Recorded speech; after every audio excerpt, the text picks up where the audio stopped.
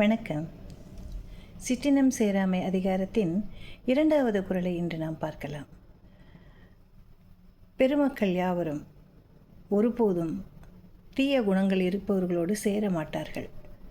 ஆனால் சிறியவர்கள், அடோலசென்ட்னு சொல்லக்கூடிய அந்த இள வயது பிராயத்தினர் என்ன செய்வாங்கன்னாக்கா, யாரை நண்பர்களாக ஏற்றுக்கொள்வது என்று அவர்களுக்கு தெரியாது. அதனால் யார் கூட வேணாலும் அவங்கள மனசுக்கு பிடிச்ச மாதிரி, ஏன்னா அது வரைக்கும் ஒரு பெற்றோருடைய கட்டுப்பாட்டில் இருப்பாங்க. ஒரு 15-16 வயசுக்கு அப்புறம் பார்த்தாக்கா அந்த கட்டுப்பாடு அவர்களுக்கு வராது. ஏன்னா நான் பெரியவன், எனக்கும் தெரியும் அப்படிங்கிற மாதிரி ஒரு திமிர்த்தனம் வரும். அப்போ என்ன பண்ணுவாங்கன்னா, பெரியவங்க சொல்கிறத எப்பயுமே கேட்க மாட்டாங்க. அவங்களுக்கு நம்ம சொல்கிற எல்லாம் என்னமோ கொண்டு போய் ஜெயிலில் போடுற மாதிரியான ஒரு உணர்வை ஏற்படுத்துகிறது. அதனால் நம்ம சொல்கிறதையும் கேட்க மாட்டாங்க. இன்னொன்று என்னன்னாக்கா, இப்போ சாதாரணமாக இந்த குறள் எப்படி சொல்கிறது அதை அப்படின்னாக்கா, தண்ணி வருது, மழை நீர் இல்லையா? அந்த மழை நீர் எல்லா இடத்துக்கும் போகுது, நிலத்துக்கு போகுது. அப்போ அந்த பயிர்களுக்கு உரமாகும். ஆறில் விழுது, ஆற்று தண்ணியாக மாறுது. கடலில் விழுது, கடல் நீராக மாறுகிறது. சாக்கடையில் விழுது, சாக்கடை தண்ணியாக மாறிடுது.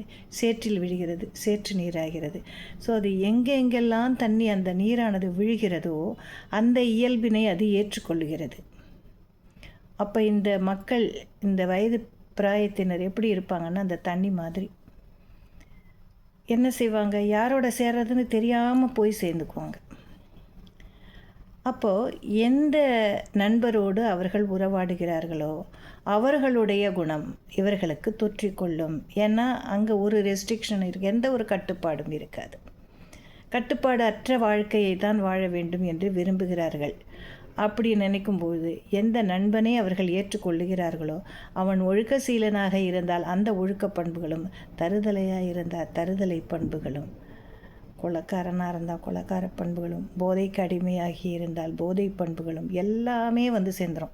அந்த நண்பன் எப்படிப்பட்டவனோ அதை அப்படியே காப்பி வச்சுக்குவானுங்க. ஏன்னா அவனோட வயசில் இருக்கிறவன். அப்போ என்ன பண்ணும், புத்தி வேலை செய்யாது. பெரியவங்களை அவங்க கேட்க மாட்டாங்க. அதை தான் என்ன சொல்கிறான், சிற்றினம் சேராமை. யாருன்னு தெரிஞ்சு போப்பா, நீ போகிறது நல்லது. உனக்கு நண்பர்கள் தேவை, ஆனால் அந்த நண்பர்கள் எப்படிப்பட்டவர்கள் என்பதை நீ புரிந்து கொண்டு அவர்களோடு நட்பு வைத்துக்கொள் அப்படின்னு நம்ம சொன்னால் கூட கேட்க மாட்டாங்களே.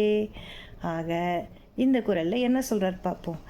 நியத்தியல்பால் நீர் திரிந்தற்றாகும், நிலத்தியல்பால் நீர் திரிந்தற்றாகும், மாந்தர்க்கு இனத்தியல்பதாகும் அறிவு, மாந்தர்க்கு இனத்தியல்பதாகும் அறிவு, நிலத்தியல்பால் நீர் திரிந்தற்றாகும், மாந்தர்க்கு இனத்தியல்பதாகும் அறிவு.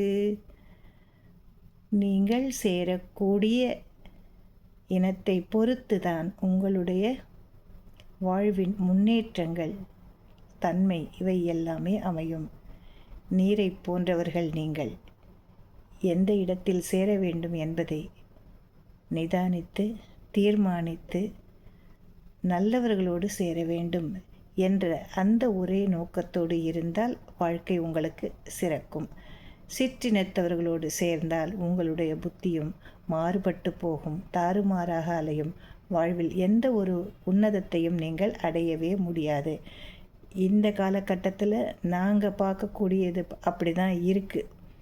நாங்கள் பார்க்கக்கூடிய அனைத்து சிறு வயதினரும், அதாவது இந்த 17 to 22 இருக்கிறவங்க எல்லாருமே ஒரு நல்ல நட்பை தேடுவதாக தெரியவில்லை. தயவு செய்து மக்களே, நீங்கள் உங்களுடைய நட்பை மீண்டும் ஆராய்ந்து தேர்ந்தெடுங்கள். யாரோடையும் பேசாதீங்கன்னு சொல்லலை, பேசலாம். But there is a limit for that. அவர்கள் தீய பழக்கத்திற்கு அழைத்து சென்றால் நீங்கள் இணங்கி விடாதீர்கள். நீ அந்த லெவலில் கைண்டு, அவ்வளோதான். அது செஞ்சாலே நீ நல்லா இருப்ப. நல்லவர்களாக நான் எங்கே தேடுறது அப்படின்னு நீ தேட வேண்டாம். ஆனால் தீய பழக்கங்களை ஒருவன் சொல்லி கொடுக்கிறான் என்றால் அந்த இடத்தில் நீ இருக்க வேண்டாம், நகர்ந்து கொள். அவனை அவாய்ட் பண்ணு, பேசு. அவாய்டிங் அப்படின்னாக்கா அந்தந்த இடத்துல எப்படி இருக்கணுமோ அந்த மாதிரி நீங்கள் நடந்துக்கிட்டீங்கன்னா உங்களுடைய வாழ்க்கை சிறப்பானதாக அமையும் என்று கூறி இன்று விடைபெறும் உங்கள் மணிமேகலை. நன்றி.